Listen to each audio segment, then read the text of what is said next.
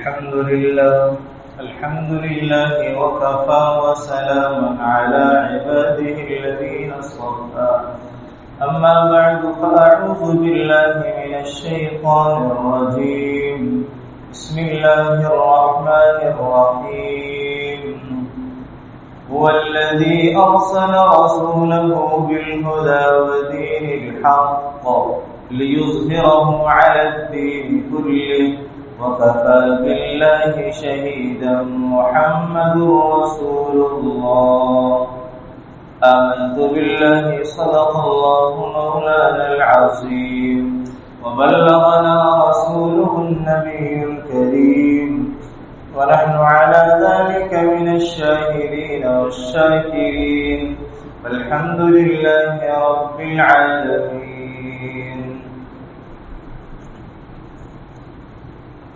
اللهم صل على سيدنا ومولانا محمد وعلى آل سيدنا ومولانا محمد وبارك وسلم. واجب الاحترام قابل تقریب نماز حضرات، گزشتہ جمعہ اور اس سے پچھلے جمعے آپ علیہ الصلوۃ والسلام کے دو حقوق بیان کیے گئے ہیں، جن میں سے پہلا حق یہ ہے کہ آپ صلی اللہ علیہ وسلم پر ایمان لایا جائے اور آپ کی ختم نبوت پر ایمان لایا جائے کہ آپ آخری نبی ہیں. اور دوسرا حق یہ تھا کہ آپ صلی اللہ علیہ وسلم کا کہ ہم آپ پر درود شریف کثرت سے پڑھیں. دوسرا حق یہ.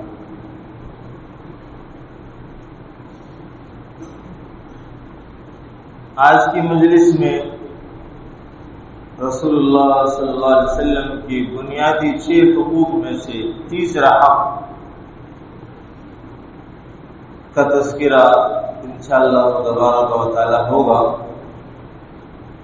امام الانبیاء حضرت محمد مصطفیٰ صلی اللہ علیہ وسلم کا امت کے اوپر تیسرا حق یہ ہے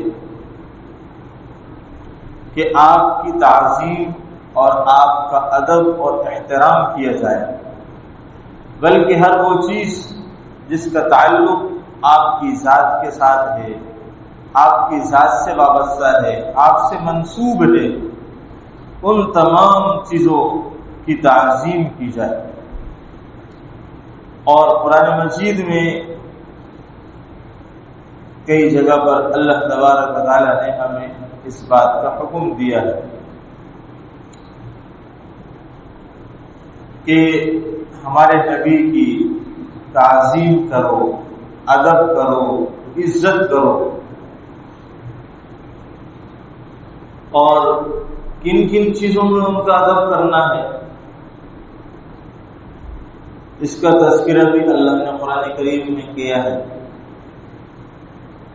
بطور نمونہ کے مثال کے چند آیات مبارکہ میں آپ حضرات کے سامنے پیش کروں گا، جس میں اللہ رب العزت نے ہمیں اس بات کی تعلیم دی ہے کہ ہم نے اللہ کے رسول کی عزت عظمت کن کن چیزوں میں اور کس کس طریقے سے کرنا.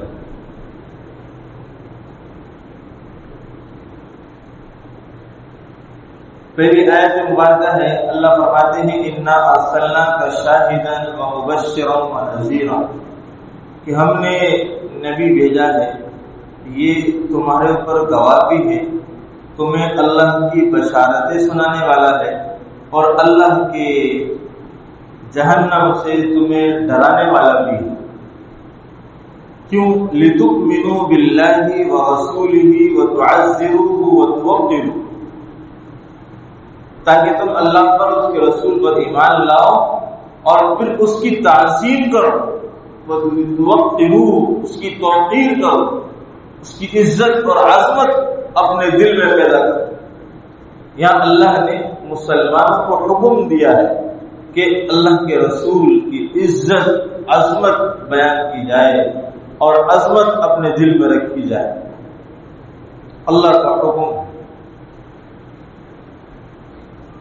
اور دوسری جگہ اللہ ارشاد فرماتے ہیں یا ایھا الذین آمنوا لا تقدموا بین یدی اللہ ورسولہ، اے ایمان والو اپنے نبی سے آگے مت چلو، ان کے پیچھے پیچھے چلو۔ اب آپ علیہ السلام کی زندگی میں جب آپ موجود تھے اس دنیا کے اندر تو اس کا مفہوم سمجھنا بہت آسان تھا۔ وہ یہ ہے کہ آپ علیہ السلام جب چل رہے ہوں تو آپ پیچھے رہو اور آپ علیہ السلام کو آگے چلنے دو اور خود پیچھے پیچھے چلو۔ یہ تو آپ کی زندگی کے اندر طریقہ تھا۔ پھر آپ کی زندگی کے بعد لا تقدموا بین یدی اللہ ورسولہ، کہ اپنے نبی کو آگے رکھنا ہے اور خود پیچھے رہنا ہے۔ آپ علیہ السلام کی زندگی کے بعد یہ کیسے ممکن ہو؟ تو فرمایا کہ اللہ کے نبی نے ہمیں جو نظام تعلیم دیا، زندگی گزارنے کے جو طریقے دیے، زندگی گزارنے کے جو اسلوب دیے ہیں، ایک طریقہ جو اللہ نے پورے نبی کے ذریعے سے ہمیں عطا کیا ہے، تو فرمایا اس نظام تعلیم کو آگے رکھو اور خود اس کے پیچھے پیچھے چلو۔ اس نظام تعلیم کو سامنے رکھو اور خود اس نظام تعلیم کے پیچھے پیچھے چلو۔ یہ اللہ کے نبی کو آگے رکھنا ہے۔ یہ ان کی تعلیمات جب ہم اپنی زندگی میں لائیں گے، ان کے مطابق چلیں گے، تو ہم اللہ کے رسول علیہ السلام کی اتباع اور ان کو آگے رکھنے والے ہیں۔ اور اپنی من گھڑت چیزیں، رسوم، بدعات، من گھڑت ان چیزوں کو بڑھاوا نہ دو، ان کو پیچھے کرو، ان کو اپنی زندگی سے نکالو، اور اللہ کے فرمان، آپ علیہ السلام کے فرمودار اشارات، ان کو آگے رکھ کر کے، ان امور کو سامنے رکھ کر کے زندگی گزارو۔ لا تقدموا بین یدی اللہ ورسولہ۔ یہاں اب اس طریقے سے ہم اللہ کے رسول علیہ السلام کو آگے رکھ سکتے ہیں۔ اور تیسری جگہ ارشاد فرمایا لا ترفعوا اصواتکم فوق صوت النبی، اپنی آواز کو نبی کی آواز سے بلند مت کرو۔ فوق صوت النبی، ایمان والوں کو حکم ہے لا ترفعوا اصواتکم، اپنی آوازیں پست رکھو، بلند نہ کرو۔ اب یہ بھی ایسا معاملہ ہے کہ آپ علیہ السلام کی زندگی میں جب صحابہ تھے، جب یہ حکم نازل ہوا تو بعض صحابہ فطری طور پر، جیسے ہم معاشرے میں دیکھتے ہیں کہ فطری طور پر بعض لوگوں کی آواز بلند ہوتی، اونچی ہوتی، بڑی آواز کہلاتی، تو کچھ صحابہ ایسے بھی تھے جن کی آوازیں بلند تھی اور بلند اور بڑی آواز والے تھے، مگر جب یہ آیت مبارکہ نازل ہو گئی تو فرمایا لا ترفعوا اصواتکم فوق صوت النبی، کہ اپنے آواز کو نبی کی آواز پر بلند نہیں کرنا ہے۔ تو وہ صحابہ اکرام جب اللہ کے رسول سے مخاطب ہوتے تھے تو اتنی پست آواز سے بات کرتے تھے کہ اللہ کے رسول کو پوچھنا پڑتا تھا کہ بھائی تم کیا کہنا چاہ رہے ہو؟ مجھے تو سمجھ میں نہیں آیا، یعنی کہ تھوڑی آواز اور نکالو تاکہ میں تمہاری بات سمجھ سکوں۔ ادب، احترام کا تقاضا یہ تھا کہ صحابہ نے عمل کر کے دیکھا۔ تو اب آپ علیہ السلام ہمارے درمیان اس وقت تو موجود نہیں ہے، مگر اب ہمیں کیسے اس بات پر عمل کرنا ہمارے لیے ممکن ہو؟ تو فرمایا کہ بھائی لا ترفعوا اصواتکم فوق صوت النبی۔ تو آج اس پر عمل کرنے کا ذریعہ اور اس کی آسان شکل کیا ہے؟ وہ آذان ہے۔ آذان ہمارے نبی کی آواز ہے، ہمارے نبی کی پکار ہے، دعوت ہے نا پوری۔ اور آپ علیہ السلام یہی دعوت امت کو دیتے تھے، کامیابی کی طرف آ جاؤ، یا ایھا الناس قولوا لا الہ الا اللہ تفلحون، اللہ کے ایک ہونے کی، میرے نبی ہونے کی گواہی دے دو۔ یہی دعوت تھی تو یہ جو آذان ہے یہ نبی کی آواز ہے. اب جب آذان شروع ہو جائے تو پھر کیا کرنا ہے؟ اب زندگی یہ سمجھے کہ نبی کی آواز بلند ہوئی، اب ہمیں اپنی آوازیں خاموش کرنی، خاموش، چپ ہو جانا. کہیں قرآن کی تلاوت ہو رہی چپ ہو جانا ہے، حدیث بیان کی جا رہی ہے، حدیث کا بیان ہو رہا ہے تو خاموش ہو جانا ہے، چپ ہو جانا ہے. تو یہ نبی کی مجلسوں کی وہی سزائیں ہیں جو اس دور میں لگتی ہے. تو جس طرح صحابہ وہاں خاموش ہوتے تھے، ہمیں خاموش ہونا ہے. اذان ہو رہی ہے تو چپ، تلاوت ہو رہی ہے چپ ہو جائے، حدیث بیان ہو رہی ہے چپ ہو جائے، خاموش ہو جائے، خاموشی سے سنیں. یہ ادب ہے، یہ عزت ہے، یہ نبی کی عظمت کا طریقہ. ہاں آج ہمارے ہاں تو حد ہو گئی، آذان ہو رہی ہوتی ہے، لوگوں کے ہاں گانے چل رہے، بانسری چل رہی ہوتی، کہیں میلاد چل رہا ہوتا ہے، کہیں جو وہ گانے چل رہے. کسی بھی قسم کی کوئی عزت عظمت، آپس میں بات ہو رہی ہے تو باتیں ہو رہی ہیں، خاموش نہیں ہو رہا ہے. کوئی آزاد کی عزت عظمت ہی باقی نہیں رہتی. فرمایا کہ یہ نبی کی آواز، نبی کی پکار. جب یہ آواز آ جائے تو ہم خاموش اختیار اپنے آپ کو خاموش کریں.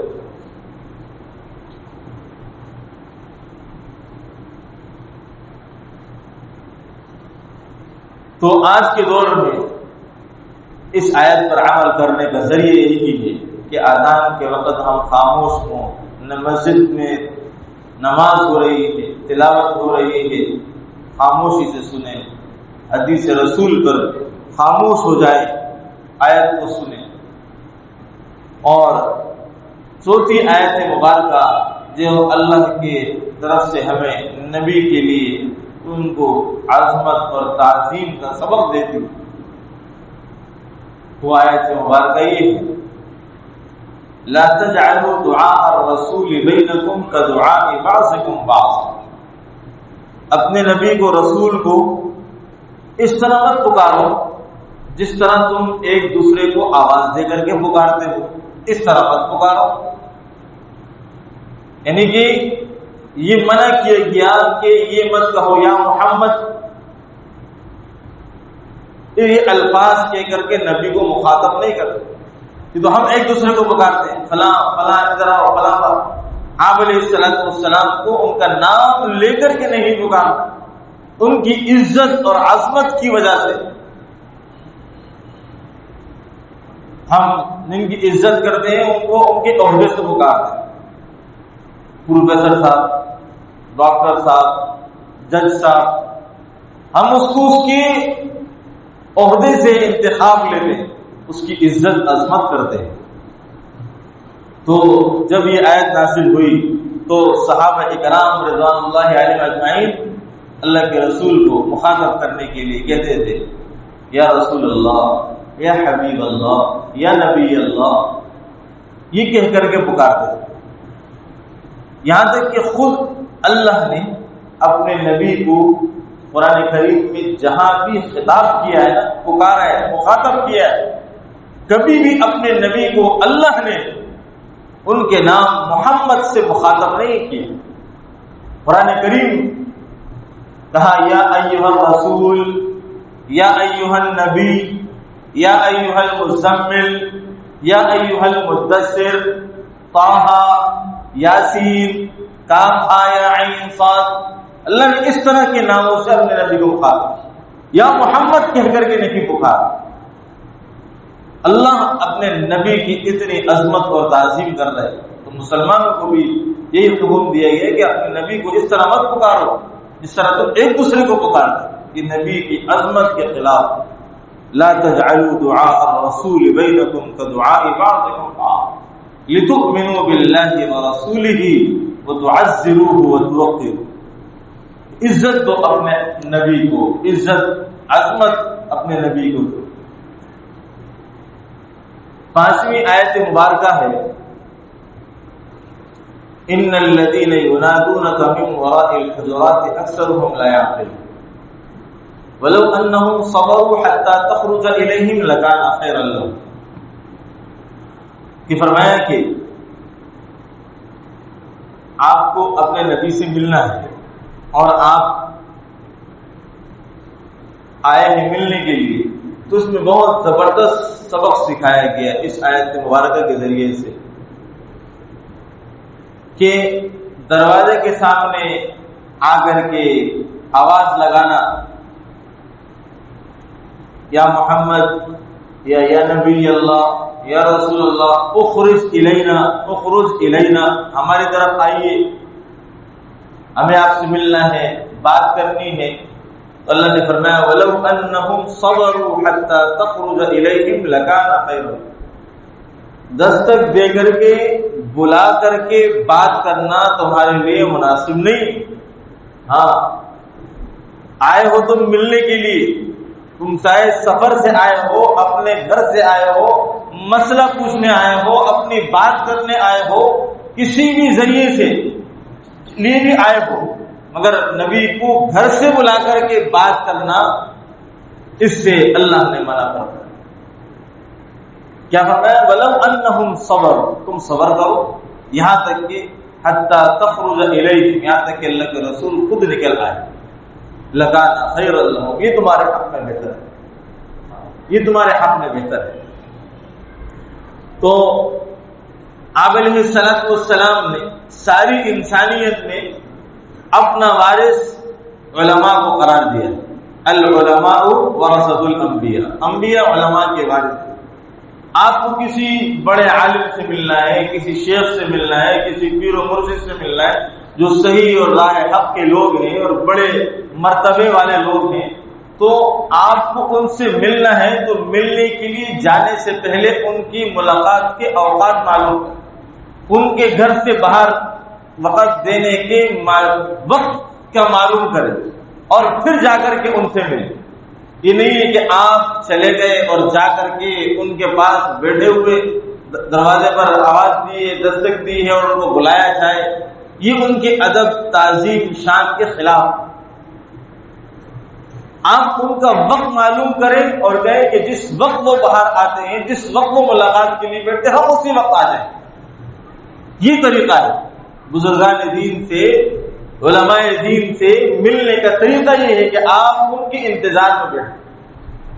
ایک صحابی رسول کا طریقہ یہ تھا اور ایک تابعی کا طریقہ بھی یہ تھا کہ جن کے پاس حدیث کے بارے میں معلومات ہوتی کہ فلاں حدیث ان کو یاد ہے، ان کے گھر کے جا کر کے بیٹھ جاتے اور چادر بچھا کر کے دروازے کے باہر بیٹھے رہتے. جب وہ گھر سے باہر آتے پھر ان سے اپنے حدیث کے بارے میں دریافت کرتے. وہ کہتے آپ نے مجھے بلا لیا ہوتا.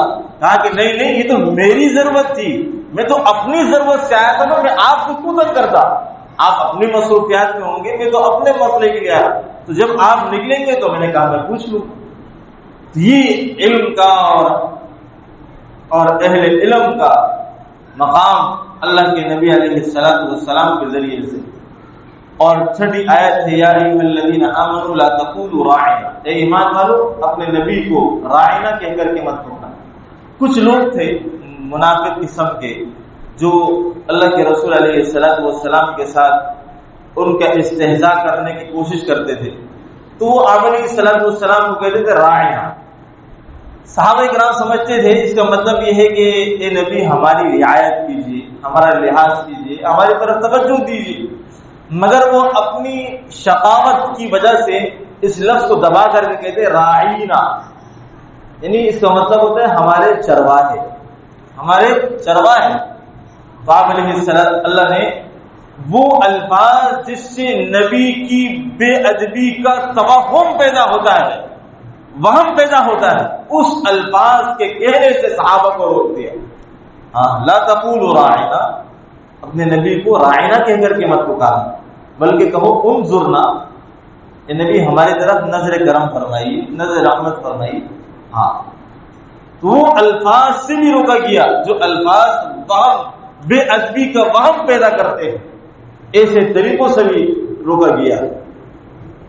تو جس کے اندر بے ادبی کا پہلو نکل رہا ہو، ایسے الفاظ ایسے طریقوں سے بچنا۔ بے شمار واقعات صحابہ کرام نے ان آیات پر عمل کر کے دیے، جو واقعات بنے اور امت کے لیے رہنمائی کا ذریعہ بنے۔ ان میں سے عجیب واقعہ پہلا یہ ہے کہ آپ علیہ السلام کے لیے مسجد نبوی پر ممبر بنایا گیا، جیسے ممبر ہے لکڑی کا ممبر بنایا گیا۔ آپ علیہ السلام تیسرے درجے پر، جو سب سے اونچا درجہ تھا، اس پر تشریف فرما ہوا۔ پھر آپ علیہ السلام کا وصال ہوا تو حضرت ابو بکر صدیق رضی اللہ عنہ اس ممبر پر آئے تو وہ اس جگہ پر بیٹھے جہاں آپ علیہ السلام کے پاؤں مبارک ہوتے تھے۔ یہ گوارا نہ کیا کہ اس جگہ پر بیٹھ جائے، اس سے نبی کی عظمت کے اندر فرق پیدا ہوگا، میری ساتھ اس جگہ پر بیٹھے ہی نہیں جہاں نبی بیٹھتے تھے، جہاں نبی کے پاؤں مبارک ہوتے تھے، اس جگہ پر تشریف رکھی۔ پھر جب حضرت ابو بکر رضی اللہ عنہ کا وصال ہوا، حضرت عمر رضی اللہ عنہ خلیفہ ہوئے، تو آپ اس جگہ پر بیٹھے جہاں حضرت ابو بکر صدیق رضی اللہ عنہ کے پاؤں مبارک، یعنی تیسری سیڑھی پر پہلے مرتبے پر بیٹھے، سیڑھی کے پہلے سیڑھی پر بیٹھے اور پاؤں مبارک کو زمین پر ڈال دی۔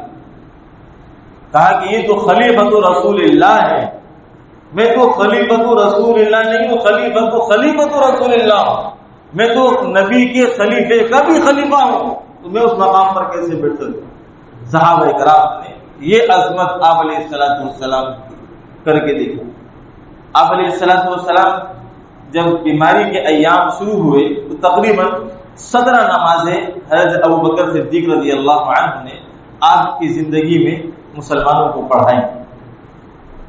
بیماری کے شروع ایام میں آپ نے جب حکم دیا کہ نماز پڑھاؤ تو نماز پڑھانے کے لیے کھڑے ہوئے تو آپ کی طبیعت میں کچھ افاقہ ہونے لگا، تو حضرت علی اور حضرت عباس رضی اللہ عنہ کے ذریعے اپنے حجرے مبارک سے نکل آئے۔ تو حضرت ابو بکر نے دیکھا کہ آپ علیہ السلام تشریف لا رہے ہیں تو مصلی سے پیچھے ہٹنا شروع ہوئے۔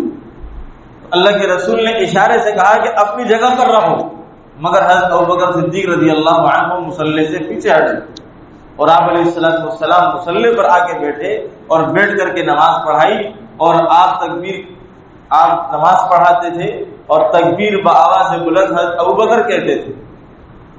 تو اللہ کے رسول نے نماز کے بعد پوچھا، اے ابو بکر، میں نے تم سے کہا کہ تم میری جگہ پر مصلی پر کھڑے رہو، تم کیوں پیچھے ہٹے؟ فرمایا کہ یا رسول اللہ، ابو قحافہ کے بیٹے کی اتنی مجال کہ وہ آپ کی موجودگی میں آپ کے مصلی پر کھڑا ہو جائے، یہ اس کی مجال، یہ نبی علیہ السلام کی تعظیم، عزت، عظمت۔ حضرت ابو ایوب انصاری رضی اللہ عنہ، آپ جانتے ہیں کہ وہ صحابی ہیں، آپ علیہ السلام جب مکہ سے ہجرت کر کے مدینہ گئے تو آپ ان کے گھر میں ٹھہرے۔ ان کا مکان ڈبل اسٹوری تھا، تو آپ علیہ السلام کے لیے ٹھہرنے کے لیے جگہ بنا دی گئی۔ تو حضرت ابو ایوب انصاری گھر کی پہلی منزل پر تشریف لے گئے اپنے بیوی بچوں کے ساتھ، اور نیچے کی جگہ آپ علیہ السلام کے لیے خالی کر دی۔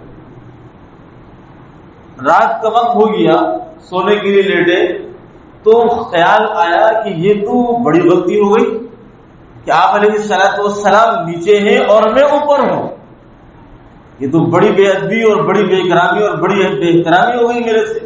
اٹھ کر کے کھڑے ہو گئے، اب رات کا وقت ہے کہ نبی کو کیسے اٹھائے؟ تو فرماتے ہیں کہ پوری رات گھر کی دیوار کے ساتھ کھڑے رہے، پتہ نہیں نبی علیہ السلام کہاں سو رہے ہو اور میں ان کے اوپر رہوں، زینے کے اعتبار سے، منزل کے اعتبار سے ان کے اوپر رہوں۔ پوری رات دیوار کے ساتھ کھڑے رہے۔ جب صبح ہوئی تو آ کر کے عرض کیا، یا رسول اللہ، مجھ سے بڑی غلطی ہو گئی۔ تو میں کیا ہوا؟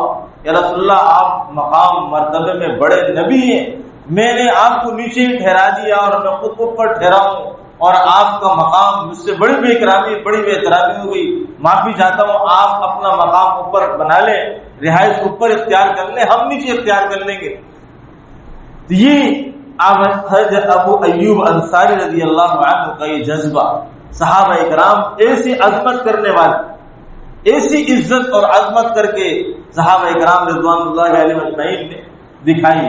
تو میرے عزیز دوستو، یہ آپ علیہ السلام کا بنیادی حق ہے۔ ان آیات اور ان واقعات سے ہمیں یہ پتہ چلتا ہے کہ آپ علیہ السلام کی ذات اور جو چیزیں آپ کی ذات کے ساتھ منسوب ہے، جن کا تعلق ہے آپ کے ساتھ، ہر چیز کی عظمت، ادب، احترام ہر مسلمان پر لازم ہے۔